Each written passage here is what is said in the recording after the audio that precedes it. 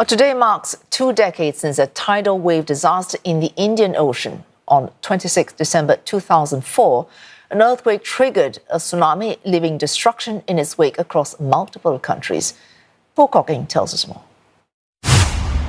20 years ago, the world witnessed one of the most destructive natural events in recorded history. Survivors of that day described the early hours as calm, almost peaceful. It was anything but. Moments before 8 a.m., the calm was ripped apart. A 9.1 magnitude earthquake struck off the coast of Sumatra, Indonesia, tearing through an undersea fault line in the Indian Ocean. The earthquake caused the seafloor to rise by several meters, displacing an estimated 30 cubic kilometers of water. That's the equivalent of 12 million Olympic-sized swimming pools. The result? A tsunami of unprecedented scale. Waves radiated from the epicenter, impacting 14 countries across 2 continents. Even as far as East Africa, some countries felt the effects due to the immense power and reach of the tsunami. The waves raced across the ocean at 800 kilometers per hour, moving at the speed of a jet plane. Within hours, the waves struck coastlines, unleashing widespread destruction. Indonesia, being the closest to the epicenter, was the hardest hit. In some places, the waves reached heights of up to 30 meters. Witnesses reported waves towering as high as buildings. The death toll was staggering. Around 230,000 people were killed. Entire towns were wiped off the map. Millions more were injured and displaced.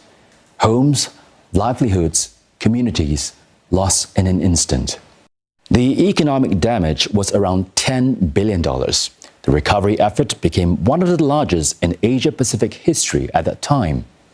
Rebuilding took years, but the disaster also led to changes. New early warning systems were developed, saving countless lives in the years since. But for many survivors and their families, the economic and psychological toll is still felt today. Thailand also holding ceremonies to honor the thousands of lives lost on the Andaman coast. CNA's Saksith Saiyasombut was at the remembrance event in Khao Lak that was one of the worst affected areas in southern Thailand. 20 years ago, Khao Lak was a sleepy but popular tourist destination. It was here where the Indian Ocean tsunami did the most damage. Of the 5,000 people that have lost their lives along the Andaman coastlines of Thailand, most have perished here in and around Khao Lak. And this is why here, the central remembrance event for the 20th anniversary is taking place. The organizers said that they were avoiding a grand spectacle as they want to dedicate this to the locals rather than make it about the government. That's also why the initial rumor of an appearance by Thai Prime Minister Paetongtarn Shinawatra turned out to be not true. This time, though, the event was an interfaith occasion, with Buddhist, Christian and Muslim ceremonies reflecting not only the religious diversity of the area, but also the diversity of nationalities that got caught in the disaster. And that's being reflected in the various plaques here on this memorial. So many lives being honored in so many different languages, like this one here in German. It says, Thailand lerntest du lieben und bist für immer in deinem Paradies geblieben. We have come to learn to love Thailand and have remained in your paradise forever. Lagon. That is the Thai word for farewell. Now the question about remembering and remembrance and about how going forward with it, that has been simmering under the surface in the run-up of this anniversary.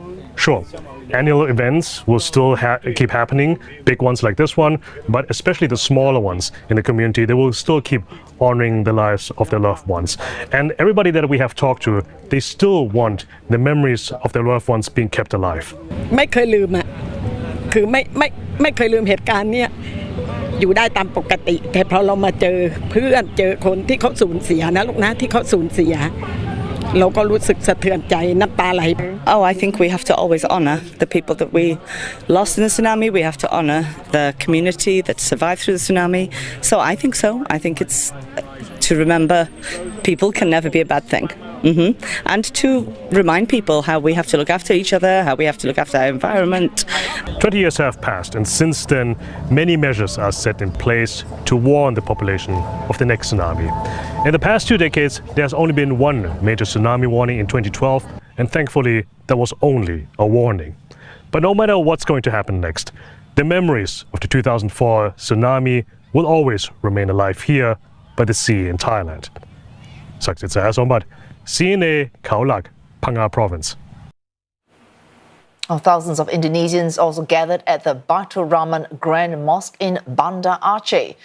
Aceh bore the brunt of the tsunami in 2004, with more than 170,000 lives lost. But as Saifulbahri Ismail reports, the incident was also a catalyst for peace in a once-restive province. Sirens were sounded at 8 a.m. for 3 minutes to signal the start of the ceremony to remember Aceh's tragic past. This was the moment when a powerful 9-magnitude earthquake struck off the coast of Sumatra in 2004, and Acehnese stopped all activities to pay respect to those killed in the disaster. The commemoration is titled Remembering and Reflecting on the 20th anniversary of the tsunami. Aceh thanks the world. Through this event, the local government wants to show its appreciation to the world for helping Aceh recover after the tsunami. More than 90 countries contributed to the rehabilitation and reconstruction of Aceh. It is a reflection on the importance of international solidarity in dealing with natural disasters. The countries that are member of Multi-Donor Fund, international organization, humanitarian institution, and humanitarian volunteer, worker within the country and around the world who have devoted their time, energy, and even risked their life to help Aceh. We will never forget your service and contribution. At a mass grave not far from the mosque, residents and tsunami survivors paid their respects and prayers to those who died during the disaster. There are several tsunami mass graves in Banda Aceh, and the bodies buried were never identified. Jadi orang tua saya juga sama adik saya nggak ketemu. Jadi saya anggapannya itu kalau nggak di sini ya di Sirion kan. Jaraknya cuma bisa kedua kuburan kan, antara di sini sama di Sirion. Soalnya kan mayatnya nggak ketemu sama sekali. Semoga amal ibadah mereka diterimalah di sisi Allah. Surgalah tempat mereka semuanya. The devastating tsunami that hit Aceh cannot be separated from the spiritual dimension. The people of Aceh, who are predominantly Muslim, believe the timing of the disaster was no coincidence because it had been their destiny. The tragedy had also opened the door for peace in Aceh when the tsunami led to a peace agreement between the Indonesian government and the Free Aceh movement, or GAM. The Acehnese were also urged to use the 20th anniversary of the tsunami as a momentum to strengthen their relationship with God and fellow humans of all nationalities, races, and create a better future for Aceh. Saifulbahri Ismail, CNA, Banda Aceh, Indonesia.